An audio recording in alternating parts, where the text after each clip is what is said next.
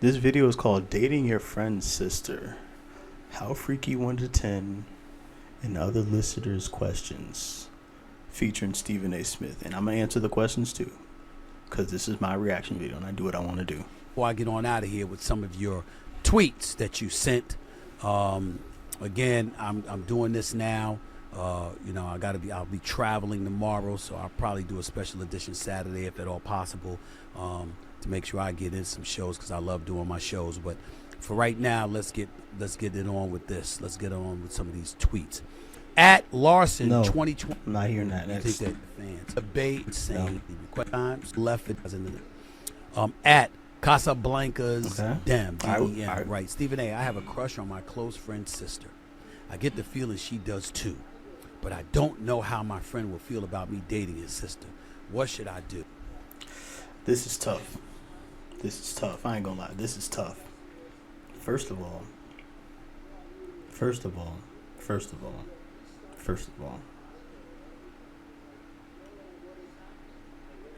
if you have that feeling, you gotta go in or go home. You gotta go all out. You know what I'm saying? And what I mean by that is go to your friend. No, go to the sister first. Confront the feelings. If it's there, if she's with it, you know what I'm saying? Say, hey, let me talk to the bro. Let's see what I can do. Let's see what we can do. Because you want to make sure that the feeling is mutual before you do anything. Then you go to the bro. The sister needs to go first. 1,000%. The sister needs to go and say, hey, what do you think on me dating so-and-so? You know what I'm saying? And if he's on board, which I would say probably is a 30% chance, I'm not even gonna lie to you. If he's on board with it, then that's cool. You got the blessing, it's all good. If he's not on board with it, this is where it gets tricky. Either you continue to do it and then you lose your close friend. Maybe you'll come around to it, you don't know, but maybe, you know what I'm saying? That's your close friend. You got to respect his wishes. If he don't want you to do it, you're not going to do it. But if you do it anyway, she better be. You better marry her. You better marry her, bro. You better marry that girl. That's all I'm saying. You don't want to lose the close friend and the girl that you thought that, you know what I'm saying, that you like. You don't want to lose them both. It's not a good look. That's not good at all. That's what I would do in a situation. Oh, damn. So you got a crush on her. That means in your eyes she fine. Gotta be. She got a crush on you. That means in all likelihood you can get with that. Yeah. First, let me tell you what you don't do. You don't do it behind your Exactly. That's what I said. That's what I just said. You ever saw Bad Boys 2 with Will Smith and Martin Lawrence? Mm-hmm. Remember when Will Smith was messing with Gabrielle Union? All right, now Gabrielle Union Wade is in the wife of D. Wade. Former NBA champion with the Miami Heat, now NBA Hall of Famer. Remember that?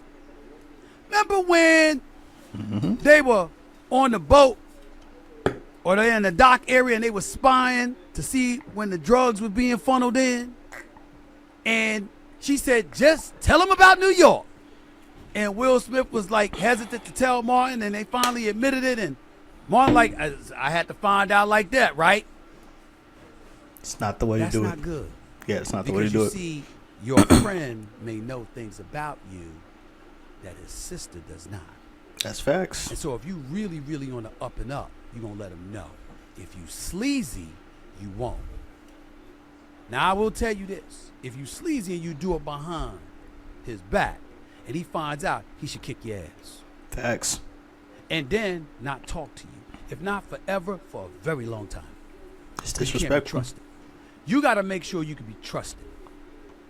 So if you really that confident she's feeling you, and you feeling her, there's nothing wrong with you telling him.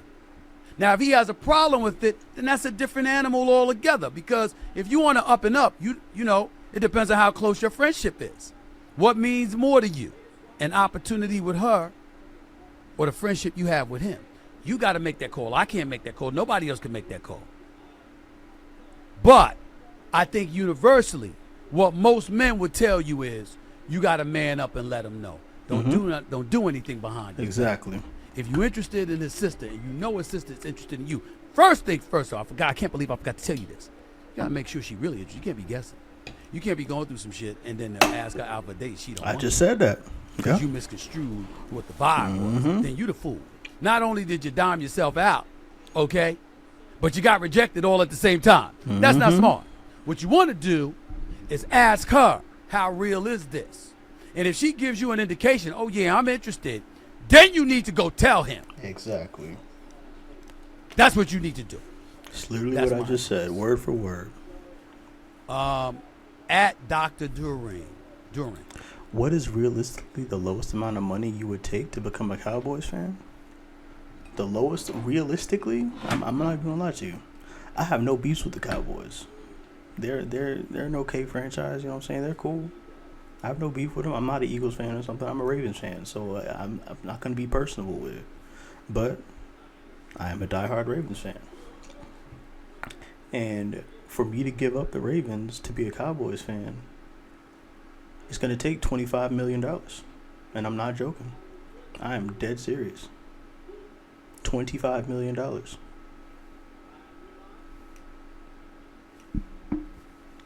I'm dead ass. I am so serious. I am not joking. That is realistically the lowest amount of money that I would take to give up the Ravens and become a Cowboys fan. I love the Ravens. I will never give up on them, even if I would take the you know what I'm saying, the money. I'm still gonna be a Ravens fan. I'm never gonna let them go. But in order for me to be like, okay, I'm a Ravens fan and I'm a Cowboys fan, it's gonna take $25 million, and I'm not joking. DUHREN. What is realistically the lowest amount of money you would take to become a Cowboys fan? 0. It's not about the Cowboys. I respect the hell out of the Cowboys. I love Micah Parsons. I love Trayvon Diggs. This kid, Deron Bland, is no joke. DeMarcus Lawrence is, pretty cool, to be honest with you. I like him. He's a rough ride. I like him. I mean, don't tell him that. He don't even know that, but that's true. Okay?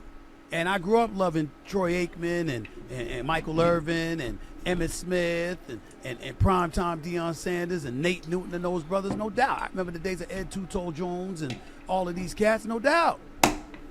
Tony Dorsett, Roger Staubach, all of them. It's the Cowboy fans that get on my last nerve. Y'all are some disgusting, nauseating, pain in the ass fans I've ever met in my life. No matter what, y'all can pass gas shit on yourselves and you still say it's perfume. Y'all get on my nerves. And I love seeing y'all lose. That is where my angst rises. I mean, if I think about the Dallas Cowboys winning the Super Bowl, I'd be happy for Jerry Jones. I really would.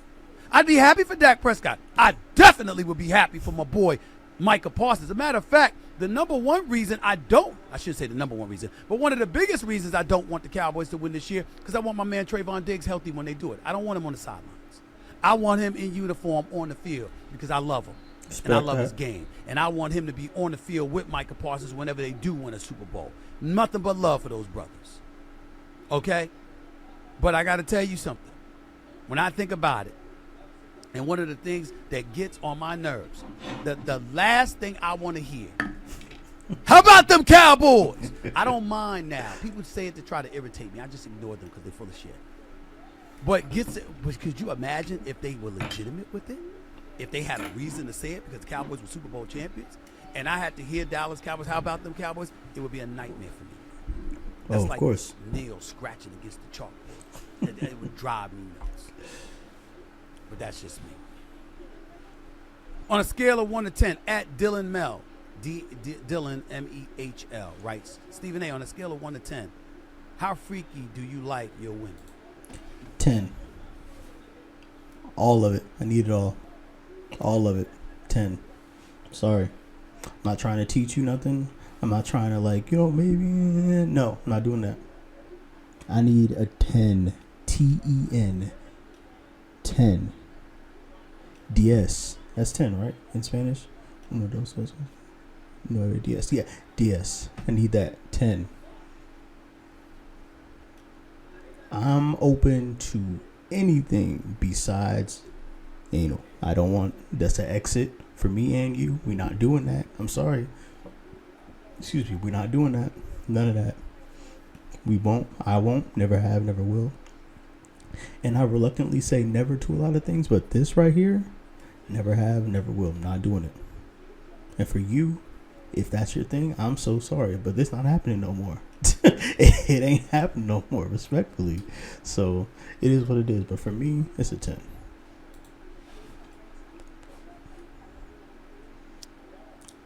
What's your definition of freaky?